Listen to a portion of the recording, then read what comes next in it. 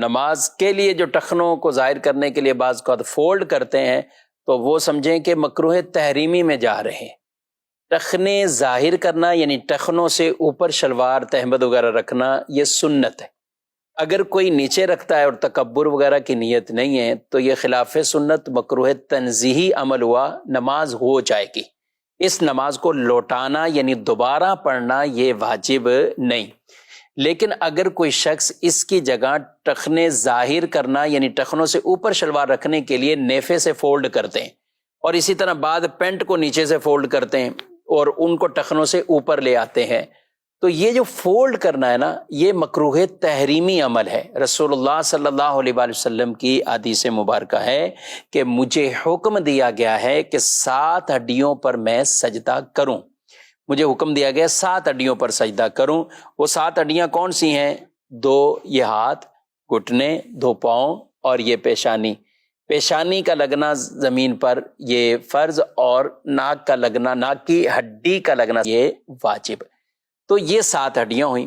فرمایا مجھے حکم دیا گیا 7 ہڈیوں پر سجدہ کروں اور اپنے بالوں اور کپڑوں کو نہ سمیٹوں۔ بال بھی یعنی جیسے چٹیا وغیرہ یا اس طرح کو بنانا، کپڑے بھی نہ سمیٹوں۔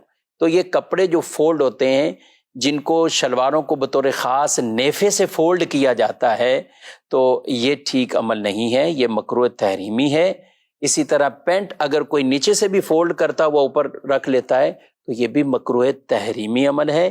وہ نماز کو واجب الاعادہ بنا دیں گے، یعنی وہ نمازیں واجب الاعادہ ہو جائیں گی، ان کو دوبارہ پڑھنا واجب ہو جائے گا۔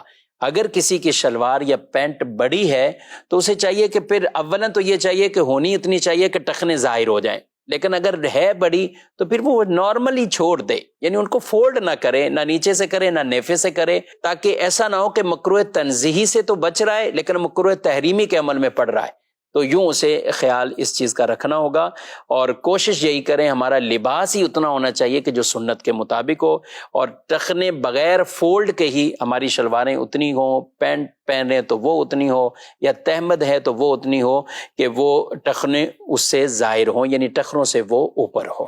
اس چیز کا خیال اگر نمازی حضرات رکھیں گے، ہم بکثرت شہروں کے اندر جو افراد رہتے ہیں تو وہ پینٹ کے ساتھ یہی معاملہ کرتے ہیں، عام حالت میں پینٹ نیچے ہوتی ہے اور نماز کے لیے اس کو فولڈ کر کے کوئی آدھی پنڈری پہ کوئی پتہ نہیں کہاں لے کے جا رہا ہوتا ہے، تو ان کی نمازیں مکروہ تحریمی ہو رہی ہوتی ہیں۔ یہ خود بھی مسئلہ سمجھنا چاہیے اور اپنے دوسرے بھائیوں تک بھی اس مسئلے کو پہنچانا چاہیے۔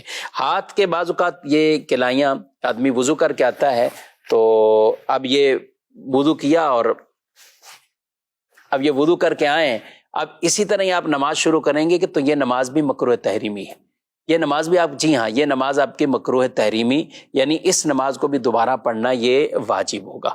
ہاں کوئی ایک آدھا بل ہوتا ہے بعض اوقات وہ رہ جاتا ہے ان آستینوں کا، تو اس سے نماز مکروہ تحریمی نہیں ہوتی۔ اب مثال کے طور پہ یہ ہیں، اب کسی کی یہ ایک بل ہے اور یہ ہاف کلائی تک بھی نہیں ہے، یعنی آدھی کلائی سے تک، آدھی کلائی سے کم ہے، تو یہ معافی کی صورت ہے، یہ عف ہے، یہ معاف ہے۔